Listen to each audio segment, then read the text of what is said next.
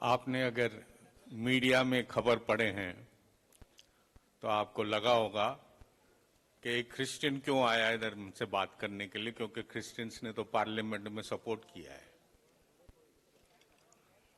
मैं दिल्ली का एक कैथलिक लीडर हूं और ये एक साफ कराना चाहता हूं आपसे, क्रिश्चियंस ने इस बिल को सपोर्ट नहीं किया है।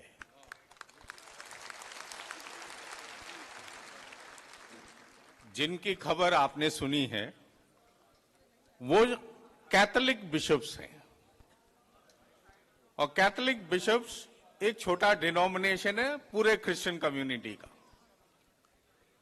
और चर्च और कैथोलिक चर्च को अगर देखा जाओगे, बिशप्स उसमें सिर्फ 2% है। 98% कैथोलिक लेटी है जो इस बिल के खिलाफ है। मैं उस 98% को रिप्रेजेंट करता हूं।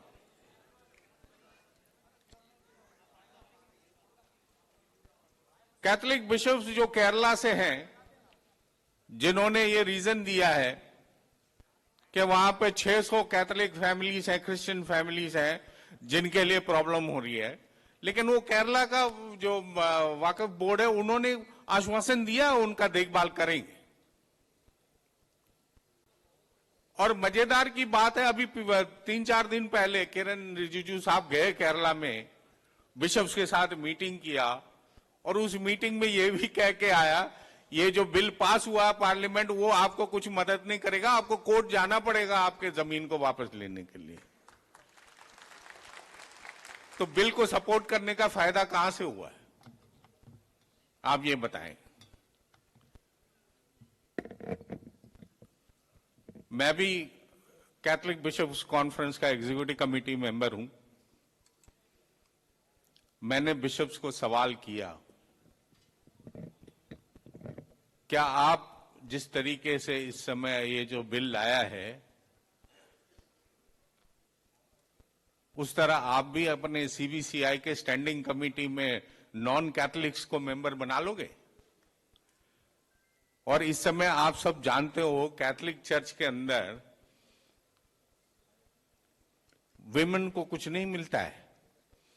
क्रिश्चियन नन्स भी तो हैं, वो प्रीस्ट नहीं बन सकते, वो बिशप नहीं बन सकते। क्या उनको आप अपने के स्टैंडिंग कमेटी में मेंबर बना लोगे जिस तरीके से ये गवर्नमेंट बता रही है?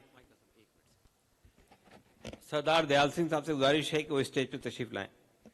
सरदार दयाल सिंह साहब से गुजारिश है कि वो स्टेज पे तशरीफ लाएं।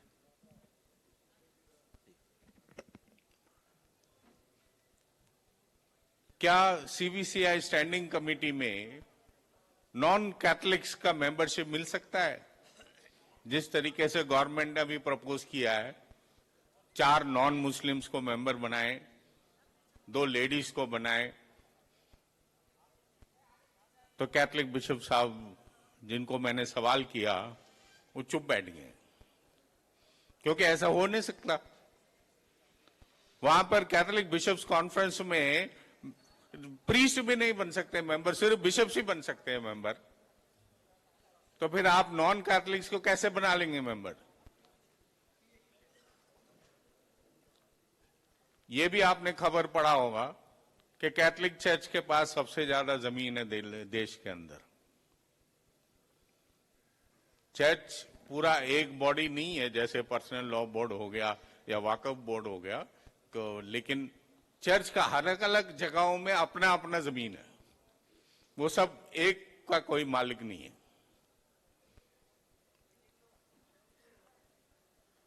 मैं इस मामले में एक और चीज, जैसे अभी प्रोफेसर साहब बता रहे थे, 2014 में जब ये सरकार में आए, उस समय से क्रिश्चियंस के खिलाफ वायलेंस हो रहा है हमारे देश में। 2014 में 100 के करीब इंसिडेंट्स हुए, 100 के करीब क्रिश्चियंस को अटैक हुआ प्रैक्टिस करने का उनका फेथ। ये हर साल बढ़ता गया है। 2015 में 200 हो गया, फिर 300, 400, 500, जब खत्म हुआ 845 इंसिडेंट्स हुए, मतलब के हमारे देश में रोज 2 क्रिश्चियंस को मारा जाता है।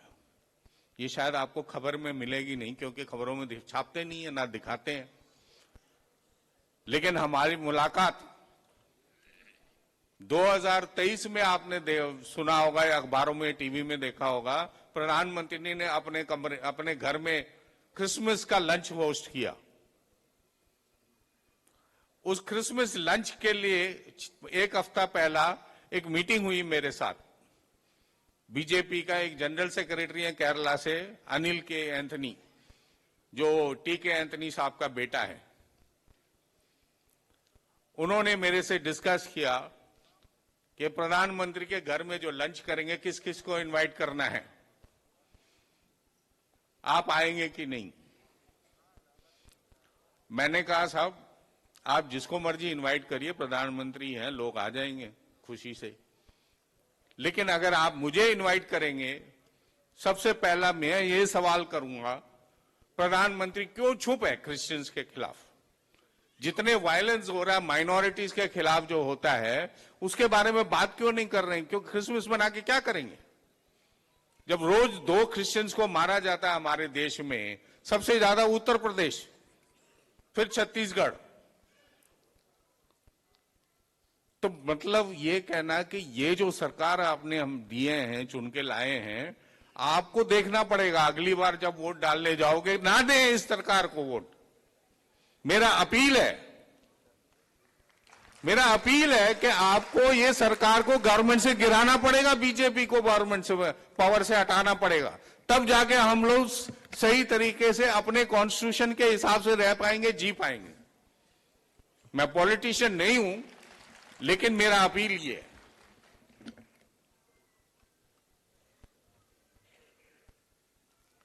आज आपके साथ हुआ है, कल हमारे साथ भी होगा। हाँ, हर एक माइनॉरिटी मार्जिनलाइज के साथ होगा।